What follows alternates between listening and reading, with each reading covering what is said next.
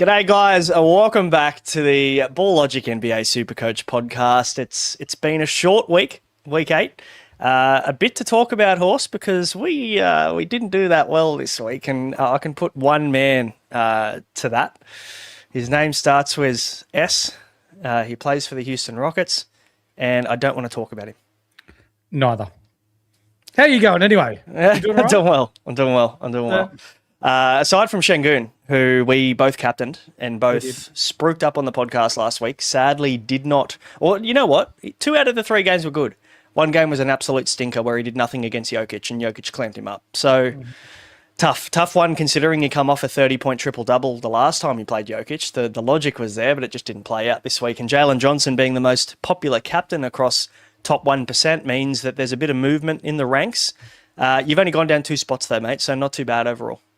Yeah, pretty happy with that. I thought I was going to go down a lot more when you see some scores up in the 800s, but I guess it just goes to show that with the squads that we're putting together inside the Patreon and having the amount of people have their input as to what we're doing in there, it just makes for us to be able to look at different options, different opinions, and be able to base our side on more than just one thought process. So very happy with the side, and both of us have got a lot of 4-game weekers this week. We do. Speaking of a man who also has 4 gamers, I'm sure it's Matrix. As you can see there, he's made sure he put King in his description because he did take out the week, and it would be rude of him not to turn up. Look. They call me the mailman because I deliver sometimes. Guys, Jaylen Johnson, did you not listen to my calls? I just thought Jaylen Johnson, he's a guy that scores better than Alperin. Broken clock type areas. I've always He's got nothing.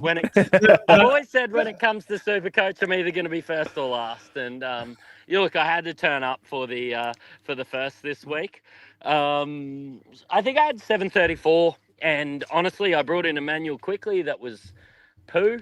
But he was just a guy that was 12 mil that I could bring in, and brought in Jaylen Johnson and captain him. And to be honest, I might even trade him out this week. 1 week play, so.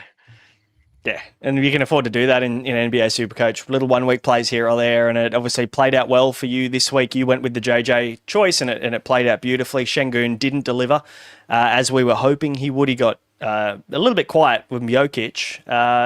What about the rest of your squad, Matty? Because I know you're doing some important work over there, sinking tins. So I don't want to keep you too much, mate. It's actually 0 beer. I got to drive home tonight. I'm at the golf club for one of my. Are you okay? One of my colleagues is retiring and works 40 minutes away from home, so I'm on the zeros. But honestly, I just kept your Scotty Barnes. I brought in an Emmanuel quickly. I played Cade, which was pretty decent. Bazelis had a good week, and I kept Siakam and some guys like that holding out for their 4-game weeks this week. Planning a boost in the upcoming week. I just thought I would attack the 4-game weeks. I think I had a couple more 4-game weeks than you guys because I was maybe gunning for the crown, and I've got some ground to make up. So, yeah. Yeah. Horse, you have a boost left, or did you use your last boost during the week? No, I used it due to the Cat and Hart being out. So I ended up boosting out Cat, and thank Christ I did, because I would have ended up even further back. But I bought in Amen Thompson. For those that are inside the Patreon would have known that was my little pod play for the week, and it ended up turning out all right. So pretty happy there. Yeah, good result. Natty, you said you're planning a boost this coming week. Is that your last boost left? Nope. Must have lost him in reception. Yeah. Or maybe that's his answer of saying, I've got no boost left.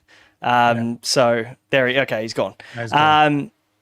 I've got 1 boost. I think I'm going to do my best to try and hold it as long as possible. The moves that I want to make this week, I don't need it. So I'm kind of glad that I can hold on to 1 there, because that 5-game week target, when is it? We've got week 16, which is a long way away, but I would love to have one to really attack those 5-game weeks and try and make up some ground there with that extra game, because that kind of bit around week 16, if you can boost to not only get a 5-game week guy, but to then potentially target mass 4-game weeks on the run home. I'm looking at the schedule here, and It's the Lakers that probably stand out to me. They only play 2 3-game weeks for the remainder of the season. The rest are 4s and then that 5-game week.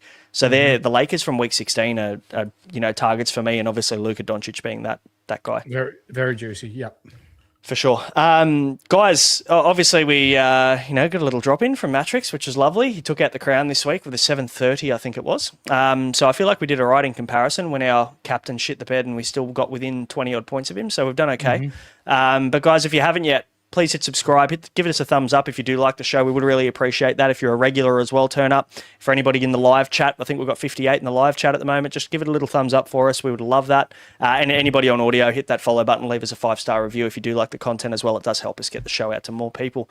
Last week, Horse, we had the Ball Logic Unlimited League winner for week 8. It's Coach James. His team name is Doncic or Giannis, either or. And it's 831 he scored, which in a week like this week, you talked a lot about potentially tanking the week. Do you want to talk to us about that? Because, the logic behind it means that you've set yourself up pretty well for the next month. Yeah, 100%. So given that we've got a shorter week this week and, you got your 2 gamers and 3 gamers, pardon me, it's almost like for those that go well versus the ones that sort of, are looking ahead and trying to prioritize their squads for the upcoming runs of 4 games. If you do tank the week, you're only really losing 100, 150 points because there's only 1 game between everyone. Whereas you've got a 2-game week this week with the Brooklyn Nets. We'll talk about them a little bit more, but we've got 11 teams on 4 gamers, and then we've got more again the next week. And if you can set yourself up now to attack the schedule and have as many games played by your stars that you got in your squad, that's almost guaranteed green arrows. For sure. And, I think we said it last week's show. If you had a 3-gamer last week, you're on a 3-gamer this week. And that's just the way the schedule worked out. No one could go a 3 into a 4. All of how many teams did we have? 10 teams that were on a 3-game week last week also have a 3-game week this week. So it's kind of like robbing Peter to pay Paul. You get a good score from last week, but now you've got to work out, okay, if I've over-invested in 3-game week players, I probably had a decent week, but you've got an extra 30, 40 points on the rest of the crowd. And then from there, and now you're stuck trading a few of these 3-gamers out to try and get 4-game weeks. That's right. How many 3-gamers did you have last week? I can't recall. I'll get into my squad now, but no, you're all good. I had 4 to give you a bit of time. So I was going to have 5 and ended up changing I ended up having Josh Hart that I was relying on 3, but I didn't end up trading him out. I just benched him for KPJ, which worked out quite well. But at the same time, I'm like, look, 1 less this week means 1 more next week. So it evens out over a fortnight period anyway. I had 4. Yeah. Yeah. So we had the same. And this week I'm looking at my squad, and the only player that's not on a 4-game week is Jaylen Johnson. So I'm pretty happy with where I'm sitting this week after trades. And that was always the goal, to try and attack this week once everybody's overcompensated with 3-game week players. So hopefully people are on the same path and listen to our kind of logic around that last week. But again, if you went hard this week and you set up well for next week, you might be a little bit ahead of us. But, mate, we probably should have a little bit of a chat about who's hot and who's not, should we? Let's do the rewind. Most popular captain, mate, JJ, 120 for him. He went large, and I'm going to put my hand up and say that I was wrong thinking that he would take a backward step with Trey, because although Trey was massive, again, with massive usage, he just continues to deliver, JJ, doesn't he? He's been awesome. Unreal. And without Trey Young in the side for the last, 6 weeks or whatever it was, we saw the second coming of Jaylen Johnson, and he's proven now that he is elite when it comes to NBA basketballers, and to the point now where Trey Young, who was the franchise cornerstone for a number of years, he's almost taken a back step, and they're sticking with Jaylen Johnson now. So for me, Jaylen Johnson on a 3-game week this week, I still think he's a play because of the way that he's filling up the box score. He's getting your boards, he gets your assists, gets those defensive stats too, and shoots it at a pretty good clip too, Braino. So you being an Atlanta man, you'd be stoked with the way he's gone about it. So yeah, as an Atlanta fan, I'm stoked. It's a great result for us to be able to find a second option for Trey. We've been looking for that for so long. It's just been ISO ball through Trey. No one else can really do anything. Pick and roll action with Clint Capella and Trey and John Collins, and that's what it was for a good half a decade. And now we've got a genuine ISO second option. We obviously thought that DeJounte Murray was going to be that guy, and he wasn't. So now that JJ's stepping up, there's a lot of exciting things. And Dyson Daniels has also been great. Nikhil Alexander-Walker's been fantastic. Like they've just got so many options. Onyeka Okongwu now has taken another step forward. So, yeah, there's a lot to like as an Atlanta fan. But, I mean, back to the SuperCoach side of things, JJ just put up 120 points in a 3-game week. So this is, again, a taste of potentially what we could look up to this coming week as well. And I'd be happy with a 120 on my field, that's for sure. Oh, for sure. Khalil Ware, 120. He had a massive game the other day. Was it today or yesterday? I think it was today. 28 and 19 boards. Yeah. So really big game from him. Do you think it sticks? Do you think this is something they continue to move forward with? Him at centre, Bam playing the 4? No. We'll see soon. Davion Mitchell came back today. Tyler Hero's not too far away. They've got people coming back from injury. I think he goes back to the bench. Yeah, I'd probably tend to agree with you, sadly. Kevin Durant on a 3-game week had 102, and of course, that's probably a little bit above his season average. KD's are usually a pretty solid option. Houston, though, coming into the next few weeks, they go 3-3-3. Not ideal in terms of what the next fortnight looks like, but from week 11 is when Houston open up. So we'll be talking about a lot of their guys, and you targeted a couple of them, Şengün being one, but who was the other one you got in? Amen Thompson. Really, really liked his game. Yeah, I was tempted a couple of weeks ago when they had that 4-game week before, where was it? Yeah, before the 3-gamer. I was nearly going to get him in for that and ended up reversing that. But Jalen Brunson was also pretty solid, 96 for him. Obviously, that was aided by the fact that Kat, Josh Hart, nearly anybody who mattered out there missed a game and he played that game. But he also put up, 40-odd points in, was it today's or yesterday's? Yes, he did. He was unreal. Put up a big game, yeah. So, obviously great scorer of the ball. It's just more a matter of him finding those extra stats elsewhere. So that's usually the challenge with Brunson. But again, pretty solid week. 47 and 8 he put up today on 26 shots. So I guess that's probably the downside for Jalen Brunson, isn't it? The efficiency side of things. As much as that's great, he's still missing 11 shots, but he had no turnovers. So that's right, yeah. No, zero turnovers for him today. That's zero turnovers. That's definitely very unlike him. But fair play to him. The Knicks' schedule is not it's not amazing. They go 3 this week and then they go 4-4-3-3. So, again, you might be able to have a chat about him in week 10. For sure. Yeah. Josh Giddey, 94. Continues to be very good. Nearly put up a triple-double again today. So, some solid numbers from him. They had an overtime game. Oh, no, they had the 152 to 150 game where absolutely no defense was scored. That's just a typical Atlanta stat line, really, isn't it? Yeah, it is. Yeah, we don't look too much into that. So there was only 2 players that played that didn't get into double figures in that game for Chicago. Giddey had 19, 9, and 12 with 2 steals at 50% from the floor. So nice. That's probably what you can expect from him moving forward, that near triple-double kind of output. So I'd be looking at him when the Bulls' schedule opens up a little bit in a couple of weeks, or week 10, next week. DeMar DeRozan, Nikola Vucevic, and Victor Wembanyama round out the hot guys for round 8, mate. DeMar DeRozan I have zero interest in because the Kings are just a bit of a rabble. Absolutely. Vucevic, no thanks. But Wemby's an interesting conversation, isn't he? Yes.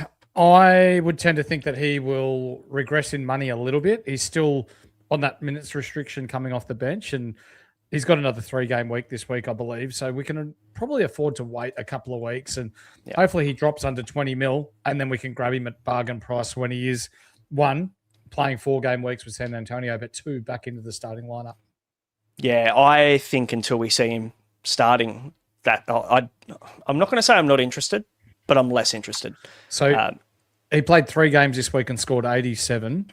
His break-even is now 137 on a 3-game week. Yeah, beautiful. So let's hope he drops a little bit more cash for us and we can pick him up primed and ready, even next week, depending on what this week looks like in terms of the rotation. They go 4-4-3-4 over the next month. So the Spurs are primed to be nice pickups there. The cold guys, mate, we'll move through these guys pretty quick. Jeremiah Fears, I assume most people jumped off Jeremiah Fears. His cash looks to have dried up now. Of course, his role is still fine, but it's not the 30, 32 minutes we were getting. It's 20 to 24 minutes a game. So probably time to jump off. If you're still holding Jeremiah Fears, hoping for a resurgence, that probably won't come. Danny Wolf with 10 as well. I think people were maybe a little bit keen to jump the gun a couple of weeks ago when we saw him do that little breakout game where he scored 20 points. But aside from that, we just knew that, he's not a main feature of this rotation, and their starting five now is pretty solidified. It absolutely is. Yep. Josh Minot, he's dead and buried now by the looks of things. And look, honestly, if this week is anything to go by, I don't think we can trust Joe Mazzulla at all with anything. Not at all. Aside from the main three guys there in Pritchard, White, and Jaylen Brown. Like, I genuinely reckon even that 4 spot, we were talking to Jordan Walsh, thinking he had it locked up last week, and then he got benched for, who did he get benched for? Hugo Gonzalez this week. That's right. Yeah. Like, there's just nothing you can take from that makes sense at all, considering Jordan Walsh is their best on-ball defender. So, weird things happen out in Boston. I'm steering clear of anybody bar those 3 we just mentioned.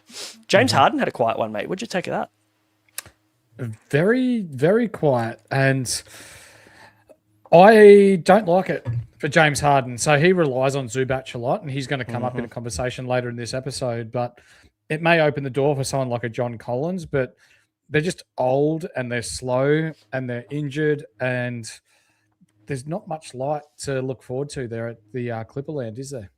No, it is not good. So, yeah, I'm a little bit concerned, and I think I was initially looking at the Clippers going, oh, Zubac is down. Maybe John Collins could be a pickup. Maybe Brook Lopez. We could be looking at a little Brook Lopez cameo, but I just think that Brook Lopez, 1, is probably past it. And 2, John Collins interests me, but not with like Harden not playing his best basketball. That, just no one benefits from that. So no, not at all. I'll be steering clear of the LA Clippers, that's for sure. Karl Anthony Towns, a bullet you've dodged, mate. You ended up trading him out this week, which worked beautifully. Was it 4 points the other night? He had an absolute shocker. Today, I think it was. Yeah, just ridiculous. Disgusting.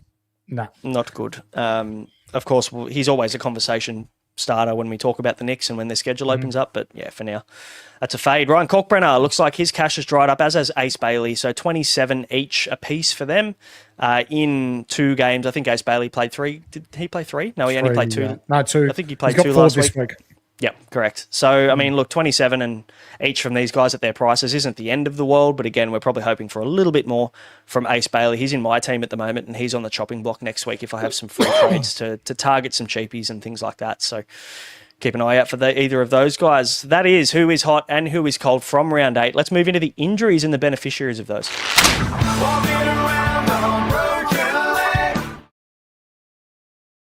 Mate, there is obviously some really big news across the grounds. One specifically that will kickstart off. We talked about Avdija Zubac. I don't think there's a beneficiary there, but he's going to be out for at least a month.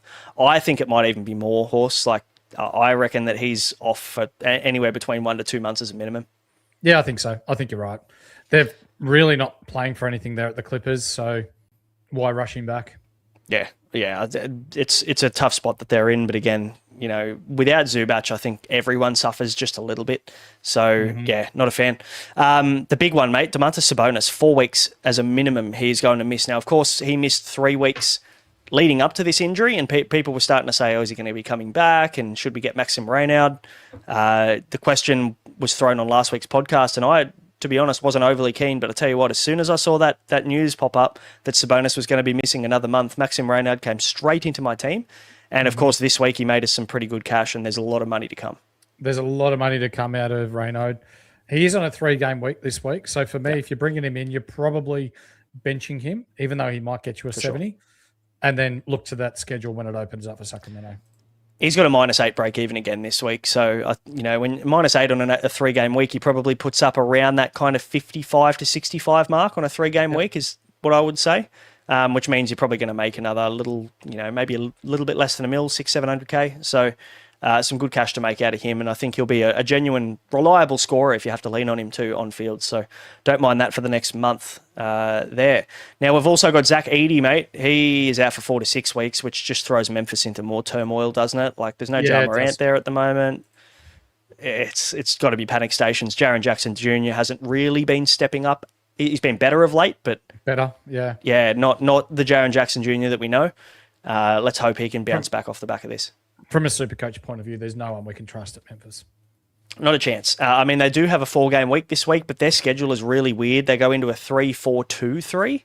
over the next month. So, next to zero relevance there over the next month period for Memphis. Franz Wagner still out for another 2 to 3 weeks, mate, and there's an interesting little beneficiary, and it's maybe an obvious one.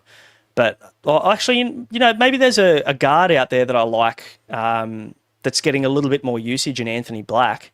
Mm-hmm. He's only 9 mil in SuperCoach, and, his scores have been pretty good. What do you think of him? Yeah, there's an Orlando teammate that'll come up later in the episode that is a little bit of a pod option for me, but really like this week. Yeah, love it. There's options in Orlando because they have three-game weeks in a row, so a very nice little schedule for them. Evan Mobley's out for 2 weeks, and that probably just means that the wheels of Jaylen Tyson just continue to roll on for another fortnight. Mm-hmm. Love to see it. For those that... I'll ask you about this, mate. Donovan Mitchell. So... He's going to be the clear breadwinner when it comes to running the offense. Yes, Garland's been better of late, but without Mobley, do you think this hinders Mitchell a little bit, or do you just think it's even more usage for Mitchell? It's just more usage for Mitchell, but is that a good thing? Like, for the most part, I think it is. Like, normally I would look at Donovan Mitchell and go, yeah, he's going to take 25 shots and he's going to miss 12 of them. But as of late, and I did criticise him a little bit at the start of the season for not getting those peripheral stats, the rebounds, the assists. He's not a defensive guy, so he doesn't get like many defensive stats or stocks. But to be fair to him, I was pretty wrong on that. Like, he was starting to accumulate some pretty good numbers from rebounds and assists, as well as pairing it with 30+ points over that period of time with no Garland. Yeah. Do I think it's going to be different with no Mobley? I'm just a little bit concerned about their paint defense, but I don't think that affects Donovan Mitchell. I think he's going to score 30 a game from here no matter what. What are your thoughts? I actually think it's going to hinder him a little bit. Yeah. So he was a trade option of mine and still might be, but again, talking out aloud here, and we've got people in the chat, so interested to hear what people think. But when you got someone who's a pick and popper or a pick and roller like Mobley, he can do both things. When you're playing the pick and roll with Jarrett Allen, it's all crashing the paint. Mm-hmm. So yeah, I feel like Mitchell's probably going to have to take more outside shots because Allen doesn't stretch the floor and there's going to be a bit of paint clogging going on. So does that mean that we're relying on Mitchell to be good from outside three in order to score well? I'm not sure. I mean, I think we can reliably say that he's a pretty good three-point shooter, like one of the better three-point shooters in the league. So for me, I think even if he's taken him at volume, I don't think it hurts you too much. But at the same time, I haven't had Donovan Mitchell all year. And there's been stages where I'm like, oh, that's really hurt me, where he's gone big for 1 week, but then he'll just go quiet the next week. He's not a consistent SuperCoach scorer because of the amount of shots that he takes and misses. So, and I'm not getting him this week, but I do understand why people would be looking at him. But, yeah, something to consider there with no Mobley for sure. And, mate, another couple here. We've got Giannis still 2 weeks away as a minimum. What do you think this means for... I mean, there's not really any beneficiary that replaces him somewhat, but it probably just means more usage for Kevin Porter Jr. Who almost had a triple-double today, yeah. Mm-hmm. Shout out to Mally, who does a lot of fantasy stuff for us, and every time he talks about Kevin Porter Jr., it reminds us of the time that he got that triple-double that one time. It could, honestly, because he got another triple-double recently, didn't he? Yeah. Or did he miss it? He might have been one assist off, but very close. But so there you go. He's getting the peripheral stats. The turnovers are a bit of an issue, but when what do you get, 4 steals today? That cancels those turnovers anyway. So, yeah, we love to see it. Mate, he put up 61 in 2 games this week, average of 30 SuperCoach points per game. He's got a season average. You know what? Fun fact. He is the 14th highest season average of any player this year in NBA SuperCoach. Mm-hmm. So, get him in. He's 10.6 million, and I think we're still looking at unders at the moment. His break even at the moment is minus 33. So if you don't have Kevin Porter Jr., I think he needs to be, regardless of the schedule, I think he needs to be a priority buy as a guy you can comfortably play on field when he has 4s. Milwaukee's schedule has a 3 this week, but they come into a 4 next week before it gets a bit weird again with a couple of 2s and 3s. But for me, I think he's just a grab no matter what. For sure. And then what have we got? One more at the bottom, little Austin Reeves day-to-day. So again, day-to-day is really hard to take any sort of context or info from, but Luke, do you know anything about this? Yeah. He's going to be out for potentially another couple of days. And Luka Doncic has a leg contusion and is doubtful for their next game as well. I love the injury phrasing, leg contusion. Yeah, it's like, when he got an bruise on his leg. It's a bruise. It's not even a bone bruise. It's just a bruise. Yeah. So, when you walk past the coffee table, you bang your leg on it, and you're like, fuck, that hurt. And a few expletives, but then the next day you have a little bruise on your leg. This is what these guys are doing, except they're spending 5 days on the sideline. So tough. It's tough getting paid $40-odd million a year. Mm-hmm. Mate, that's the injuries. We probably should preview the week and have a chat about the schedule. He's heating up. Now, the team to avoid this week is the Brooklyn Nets. I know that you're probably not buying any of them anyway, but just in case you were tempted, Brooklyn Nets are a no-go this week. I tell you what, though, Noah Clowney's been pretty good. Michael Porter Jr., when his schedule opens up, is a genuine option for me until they shut him down at least. He looks so good. Yeah. I've actually got a little bit of a theory about this, Braino, and usually good players get shut down when their teams aren't winning and that sort of jazz, but he's playing really good basketball. So with the way incentives work in the NBA, you get paid more when you make NBA teams and that sort of jazz. He's playing well and they're not winning. So who's to say that he doesn't play into like round 19, round 20 for NBA SuperCoach and then gets shut down late? It's true. They from from next week, they have 4 out of 5 4-game weeks. Mm-hmm. So we could be talking some MPJ next week. That's for sure. Matrix will be back talking about Jaeger Durman. I'm sure is biggest fan. So we'll talk about MPJ. He can talk about Durman. Sounds good. All right. Schedule 4-game weeks this week, guys. These are the teams that you need to focus on. Not the Brooklyn Nets, but the Cleveland Cavaliers, the Dallas Mavericks, Denver Nuggets, Detroit Pistons, Indiana, Pacers, Memphis. We're not touching Memphis. Don't do that because they're scheduled after that shit. New Orleans Pelicans, OKC Thunder, Orlando Magic, Portland Trailblazers, and the Utah Jazz. Now, there's 11 teams on the 4-gamer this week. Of course, they're the teams we're going to be targeting moving forward. But, Horse, I'd love your opinion on, maybe more of a longer-term look. Are there any teams that are standing out over the next potentially 3 to 4 weeks maybe that you're looking at to really lock into your team for the next month? Denver Nuggets. Talk to me. They've got 5 or 6 4-game weeks in a row. 6. Yep. 6 4-game weeks. So I guess the teams, for everybody that doesn't have access to the graphic, you can get it in the Patreon. Don't even need to be a paid member. It's just a free member. So jump in there. You'll be able to get access to that. The link's in the description below. Just join for free and you'll be able to get that inside the Ball Logic collection. So go and check that out. But Cleveland Cavaliers have 4-4 back-to-back. So they've got 2 4-game weeks. They're a target. Denver Nuggets have 6 4-game weeks, which is why I bought Jamal Murray last week. So I'm pretty happy about going a bit early on him. Then other teams to target. Indiana have 3 out of the next 4 weeks as a 4-game week. So Pascal Siakam, your boy Andrew Nembhard, are you still high on him? He could be a shout. Who? Fair call.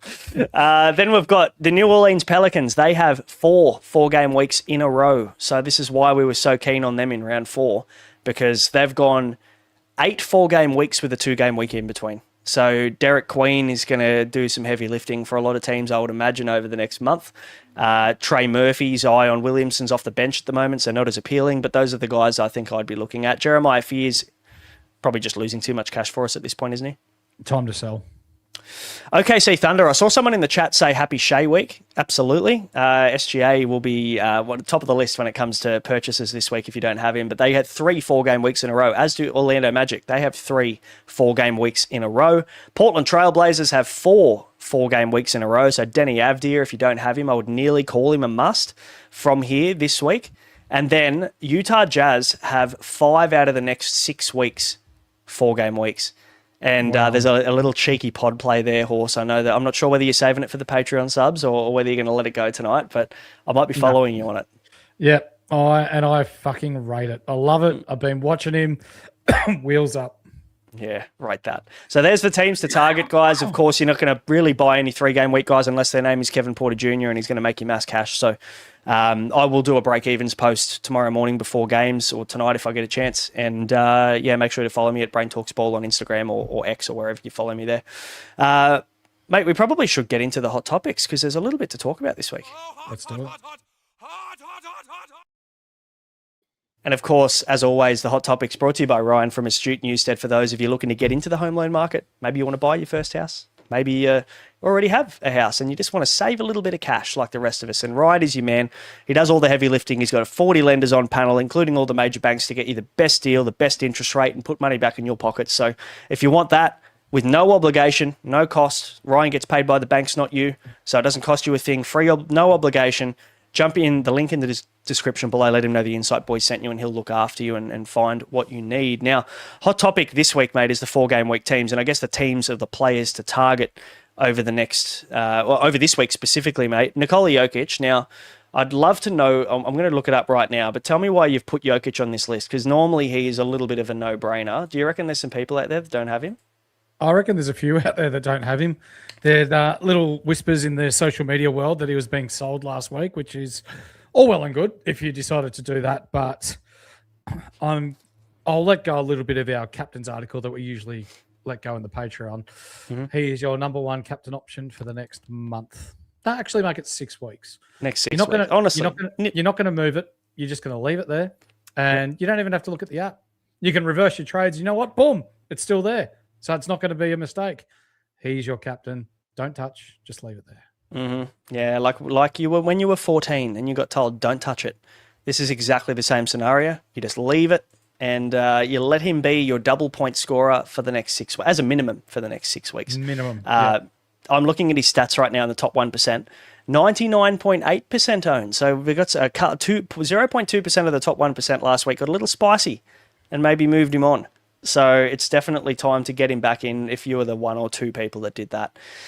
70% captained this week as well, it's about 30% unders. 100% it is.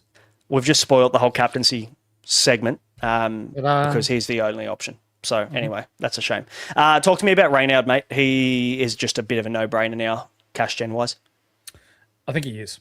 Yep. For those that have boosts out there, I would happily boost for Braino.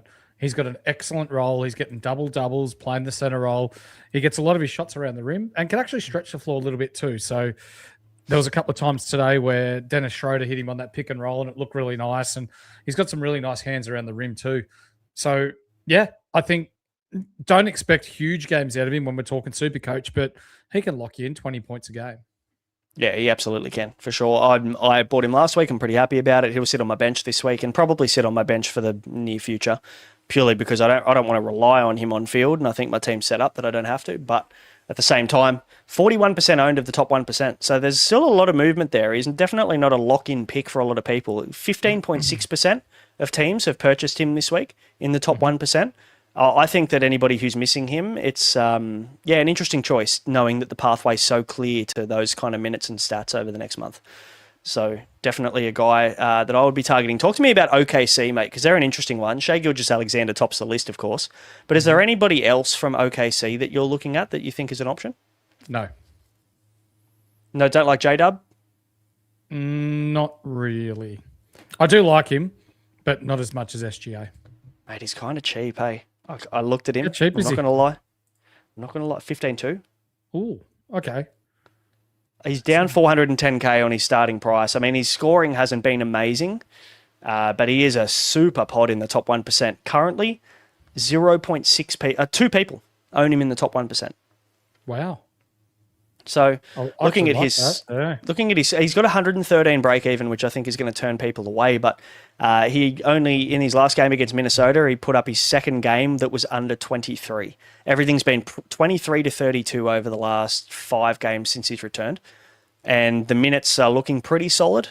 Chet Holmgren's been playing kind of minimal minutes as well. Like he only played 24 minutes today. So for me, I'm looking at it going, J-Dub seems like he's got through that initial kind of conditioning phase that most players come back into since he came back in week 6. Mm-hmm. I don't know. Maybe there could be an uptick there. I don't mind J-Dub as a shout. I'll avoid Chet just due to the injury management side of things, but I think J-Dub could be a decent, Jaylen Williams that is, could be a decent option. Yep. Not the Tinu Jaylen Williams, the good one. I've already got him too. I'm going to have to fucking move him on. He's out with a heel issue, I think, as far as I'm aware. So, yeah, no money being made there, sadly. But, Jaylen Williams is definitely on my radar this week if I decide to go in that direction. The good thing is he's got shooting guard, small forward eligibility too. So it's a really handy jewel to have in comparison to a lot of the other small forward, power forwards that just have that 2 jewels. For sure. So opens up your team a little bit. But they go on their 4-game week run. So they've got 3 4-gamers in a row the next 3 weeks, OKC. I want to throw to Orlando too, mate, because they're an interesting team. And I'm sure we'll talk about them in trade targets as well. But OKC, they're an obvious one. Orlando, maybe not so obvious, because there's a few guys that chip in across the board there. There's not really a standout aside from maybe one guy. Yeah, that one guy, Banchero, has been playing well of late without Wagner, but you've got the likes of Bane who can turn it on, and he's very, very cheap at 12 mil for what he can put out as well. Anthony Black at 9 mil, he has really come on when we're talking fantasy basketball, not just from a SuperCoach point of view, but NBA fantasy in general. Is it a case of too many mouths to feed? Maybe. I'm looking at their team right now, and I think, a couple of pods here, but Banchero is the most obvious option. Like, in the top 1%, all of the purchases, 19.2% of the top 1%, all of the people buying him this week haven't owned him previous. So there's no one that's holding him coming into this week. But you look at his last 2 games, mate, max minutes. I know there was an overtime game there, but max minutes, near triple-double numbers. Mm-hmm. Are we starting to see what we expected from him at the start of the year? Yes. Yep. Is there a way you can talk me out of him? Because he makes me nervous. Fuck, he misses some shots, this bloke. Like, he's a shit free throw shooter. He turns the ball over like nobody's business, and he misses 10 to 12 shots a game. I can't talk you out of it. Damn. All right, I'm going to have to do this myself.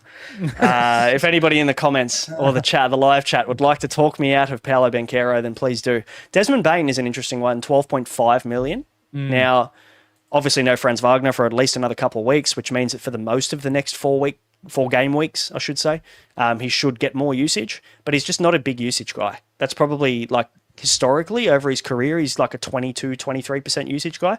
That's my concern with him.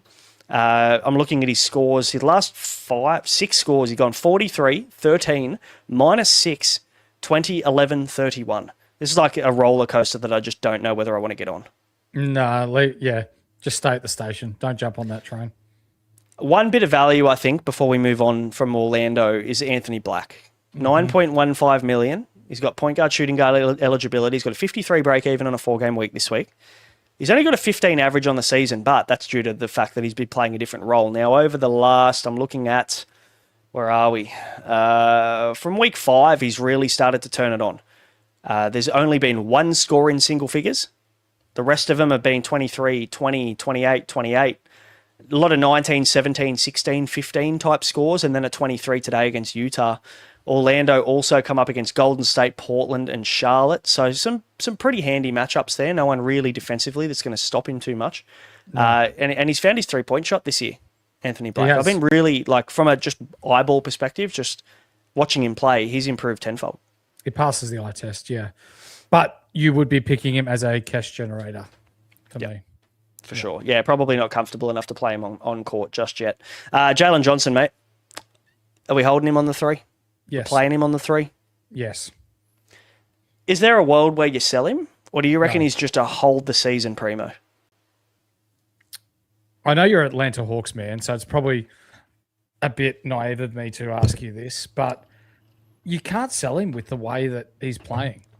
He's filling the box score. He's getting defensive stats. He makes his team better.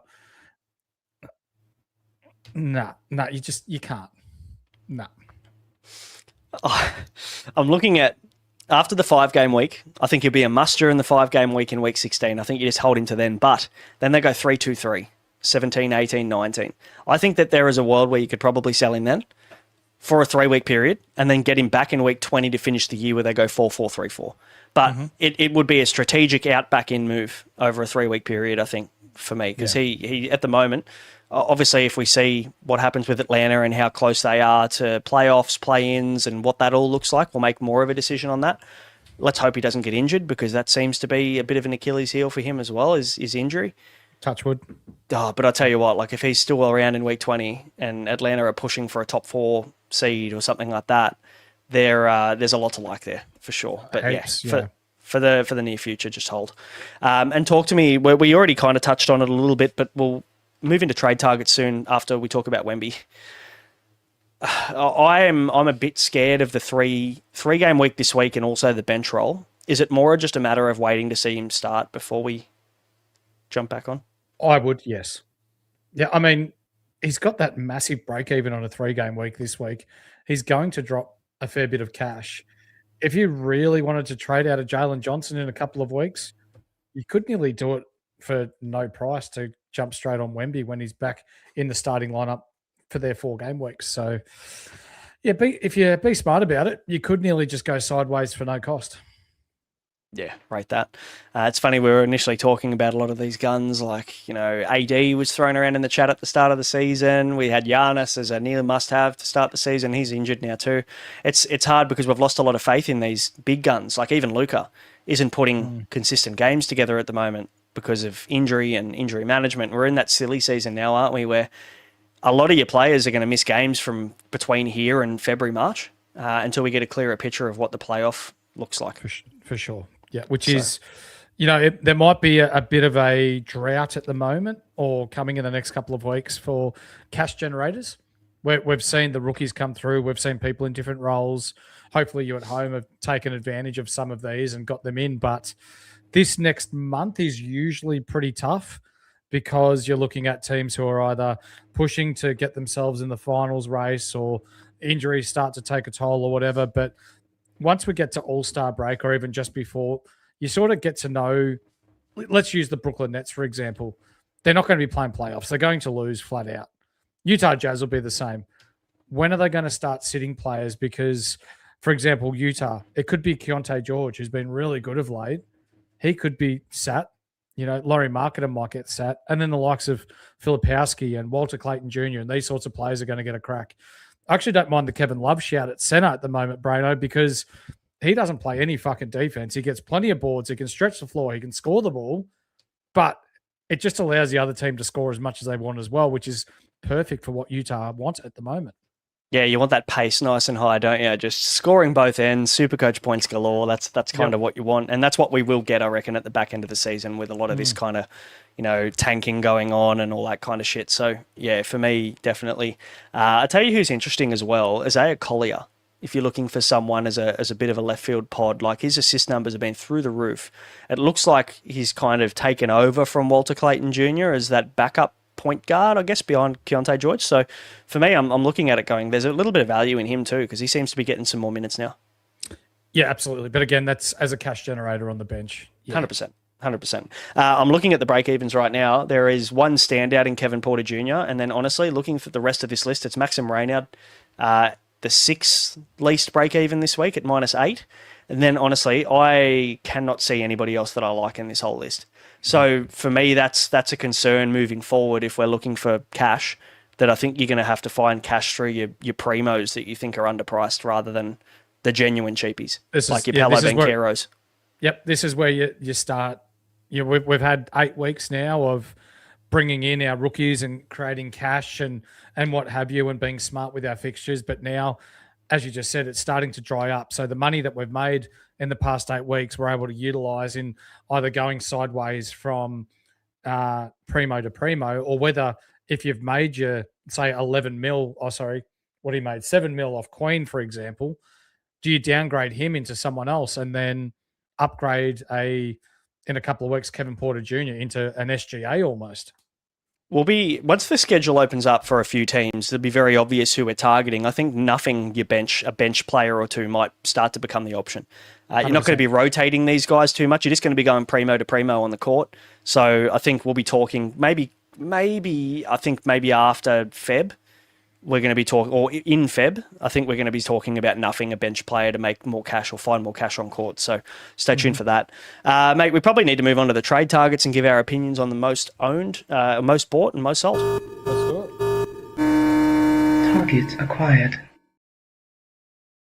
Now, most purchased player in the top, we'll reference the top 1% for everybody just so that you get an idea on what the competitive teams and the top teams are doing.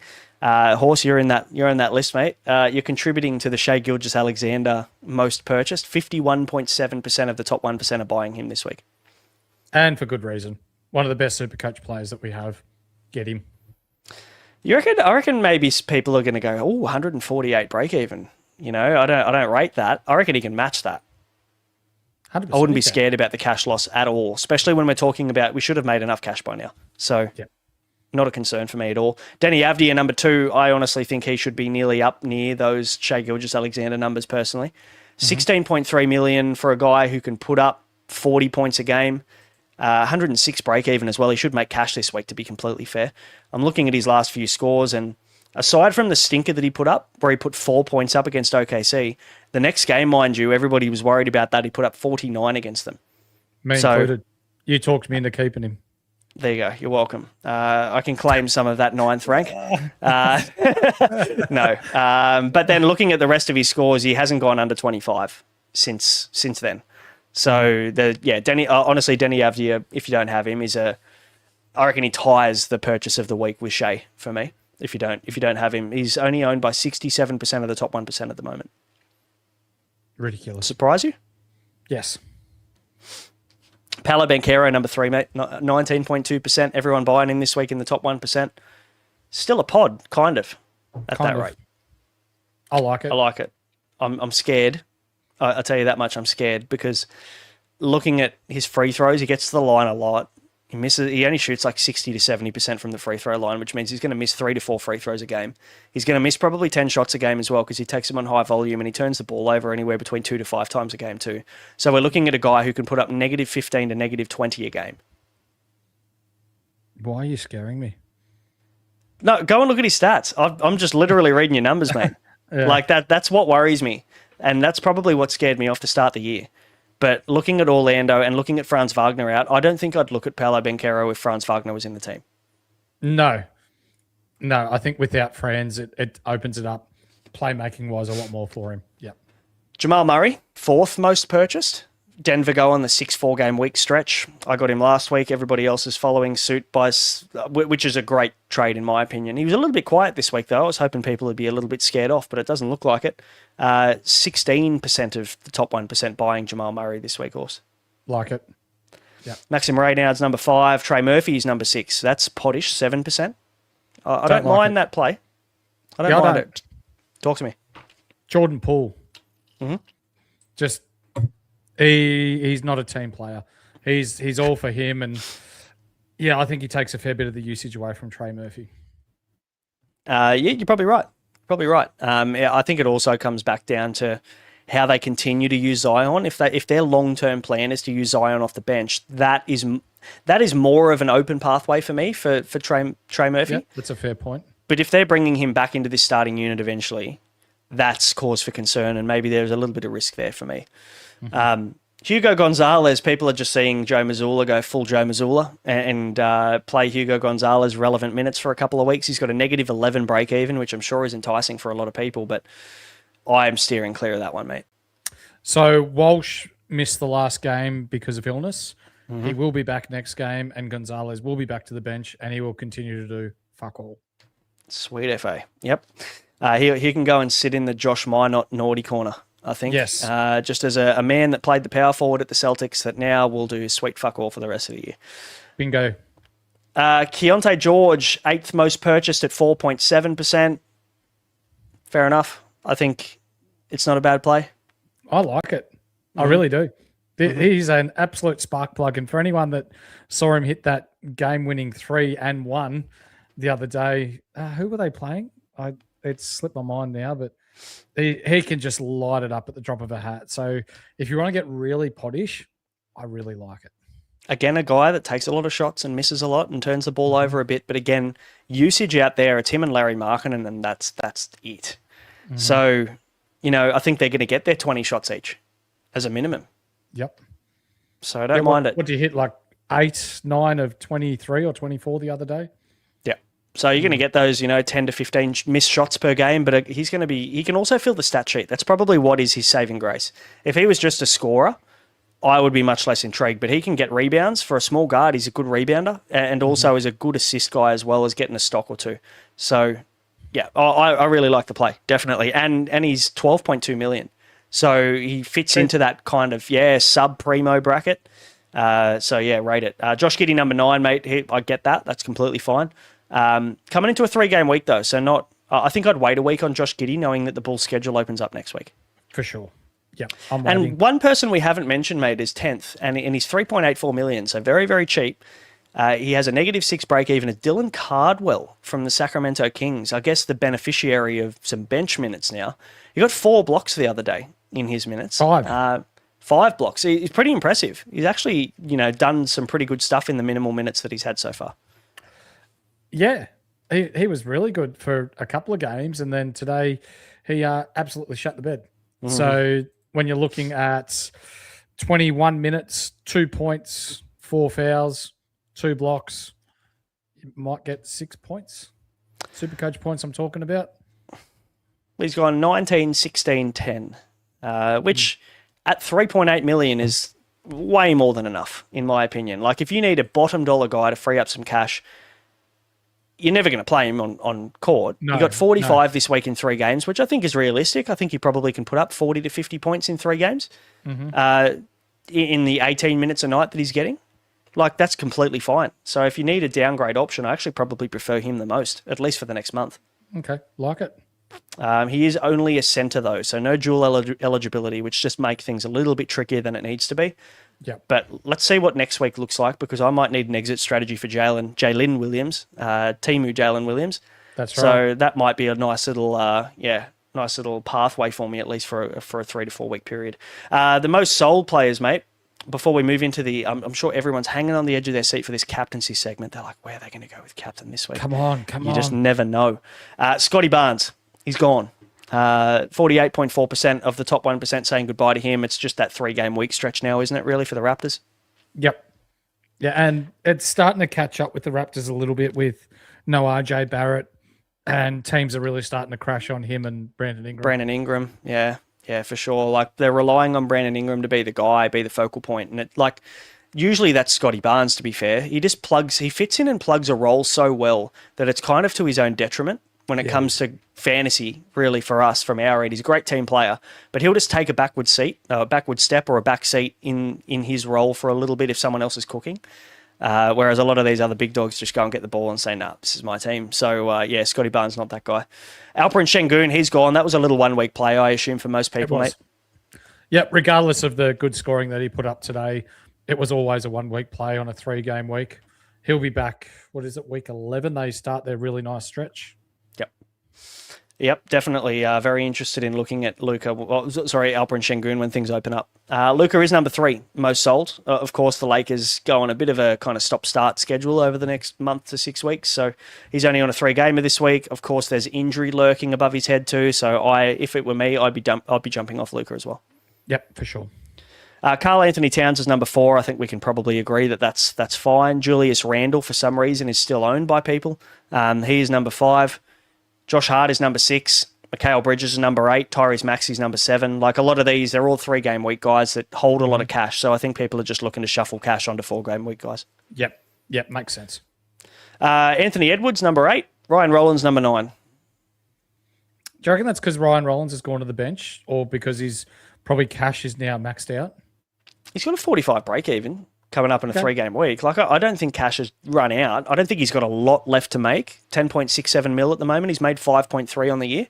Mm-hmm. So maybe there's an extra mil or two to grab, but I understand. I get it. He's gone 9, 21 and 19 in his last 3 games. Yeah, okay. So I'm interested, but people are moving on Jay Huff. Why? Kind of makes me sad. He's got a 55 break even. He's like the people's champion, though. He's like the Rock of the WWF.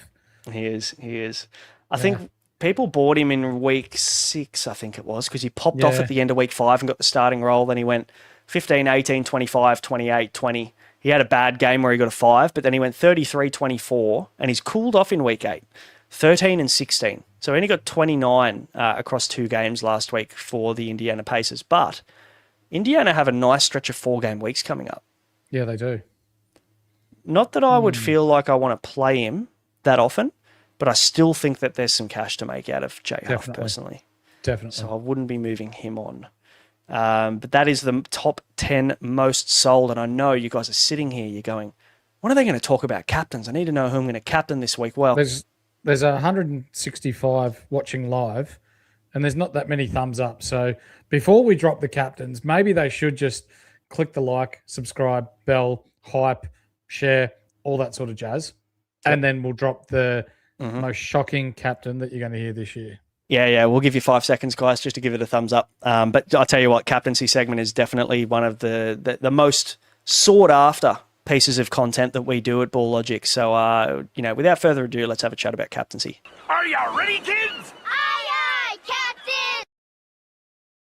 Jokic. Thanks for watching, guys. Appreciate you all. 100%. Well, legit, I'm not even joking. It's Jokic. No. Don't outthink the room. Don't overthink it. But guys, thank you for watching. Thanks for tuning in. Of course, full week now, which is we're back to regular scheduling at least for the short period, for the short term. So week 9 ahead of us. Some interesting decisions to make. Horse? Definitely some interesting decisions. But before we go, on behalf of Braino, Matrix, and I, Merry Christmas to all you legends out there. Thank you for supporting the show. And thank you for keeping the lights on here at Ball Logic. This has been an absolute fucking ball of a time to be able to bring you some NBA SuperCoach knowledge, some news, all that sort of jazz this year, regardless of ranks, regardless of how we're going individually. We love to see all you legends in the chat. So, on behalf of the whole team here at Insight and Ball Logic, thank you very much. Stay safe over the Christmas break. Drink lots, eat lots, do whatever it is that makes you happy. And hopefully we all see green arrows this week. Green arrows, we need him after last week, don't we? Shengun captain, as I'm sure you're with us. But yeah, thanks guys. Thanks for a great first half or first third of the year. It's been fun. And we'll be back for next Monday night. We'll be back for the week 10 preview. So good luck this week and have a great Christmas. Catch you then. See ya.